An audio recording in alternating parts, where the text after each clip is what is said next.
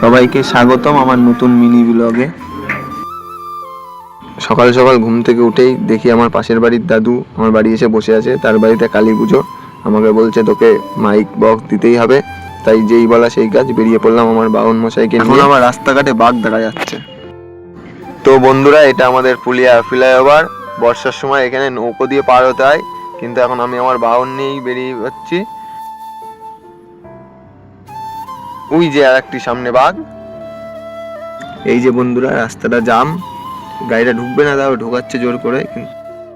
তো বন্ধুরা, আমি চলে আসলাম আমাদের বক্সের গোডাউনে। আর এখানে যত্ন সহকারে শাড়ি রং করা হয়।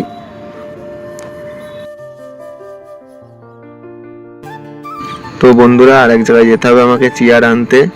চেয়ারগুলো এনে বক্স লোড করব।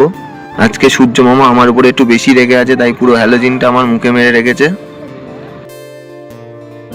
গোডাউনে চলে আসলাম, চেয়ারের গোডাউনে। এবার চেয়ারগুলো ভ্যানে লোড করব।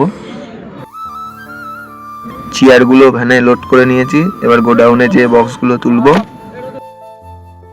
এবার বক্সের গোডাউনে চলে এসেছি। তালাটা খুলে এবার আস্তে আস্তে সব মালগুলো লোড করব।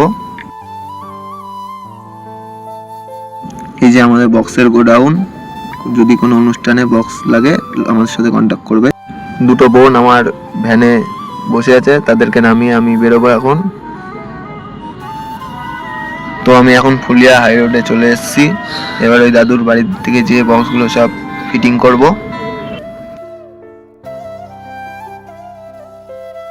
তো দাদুর বাড়ি চলে এসেছি, এখন বক্সগুলো গাড়ি থেকে নামিয়ে সব ফিটিং করব। তো লাইটগুলো লাগানো কমপ্লিট। এবার বাড়ি যেয়ে রেস্ট টেস্ট নেবো, স্নান খাওয়া দাওয়া করে।